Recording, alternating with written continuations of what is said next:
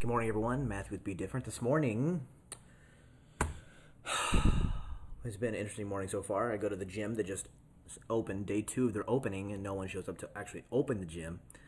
So that was interesting. So I drove to the other gym I've been going to and just worked out there today. So been a little crazy morning, but you know what? God's grace is sufficient and can redeem the time. But anyhow, today, as marriage mentors, my wife and I, we've been tasked of going through this with another couple, this study. And so basically, one of the it's funny when you get married, you have these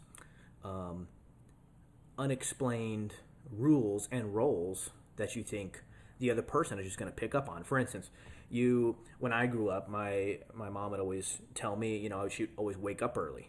So I'm naturally an early bird. She got up early. We used to talk.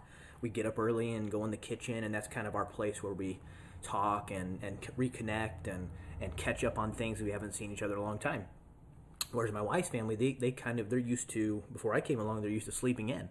They're used to it being quiet in the morning, and no one's really doing anything until about 8, 9, 10 o'clock in the morning. Well, when I came along, obviously, I'm up. Like when I get out of bed, I'm up, and my wife hates that. My wife does not like it that I just spring out of bed and I just go on about my day and start getting things done. She wants to cuddle. She wants to spend time together. And so there we've had to compromise and learn to grow together. But again, I had an expectation for her that she would just get up like me. And I thought, in my head, I'm like, why can't you do that? Why can't you just get up when I get up? I mean, it's pretty easy, right? And to her, it was not easy. And it's still not. So, you learn as a married couple to compromise. And, yes, I spend a little more time in bed with her now. Not always. Sometimes. She would say hardly ever, I'm sure. But it's usually on weekends where we are sleeping in, where we're, staying together and reconnecting. And so, again, there's this typical myth of, you have these expected roles where, one would say, I leave when, my mom made a quiche for me in the morning.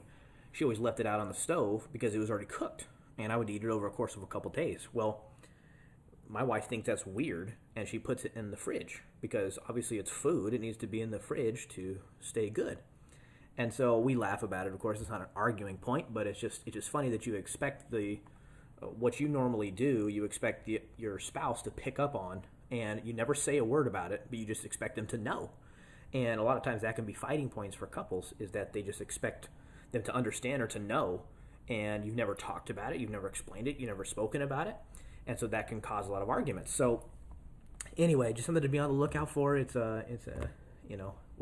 We're young in marriage ourselves, almost 2 years, but we've both been married before, of course. But these are just things that you experience as you grow together and learn each other's ways and how they work. And what's funny about something I read this morning is that there was a divorce attorney that they were talking to, and he's like, the reason people get divorced is that they forget that they're married to a human being and they make mistakes, and that they don't always understand, or that they don't understand emotion or how to express themselves. Especially guys, don't know how to necessarily express themselves emotionally. So a lot of times that's the whole cause for divorce, is they just can't communicate. And these rules, these unexpected, unexplained rules, have a lot to do with that. So today I want to leave you with a verse, and it happened to pop on my phone yesterday, but I just didn't bring it up. It's 1 Corinthians 13:4. I'm sure you've all heard it before. It's, love is patient and kind. Love is not jealous or boastful, proud or rude.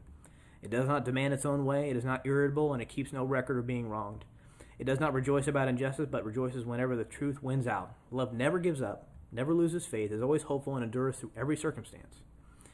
That is God's love for us, and we are to show our spouses, our significant others, that kind of love, that agape love, and the love that never gives up, it never fades. And although the marriage initial tingling may fade, and that you don't necessarily fall out of love, but when you're dating, you're all excited and you're jazzed about being with that person every waking moment. But then when you get married and you start to get to know them, and it's easy to not necessarily not fall out of love, but fall out of that Cinderella type love. And you still love each other, of course, but it's easy to do that. But you know what? God's love is here to sustain us and to keep us. And He loves us, and keeping your focus on Him will keep your marriage on fire and in love. Be blessed today, guys. Be different.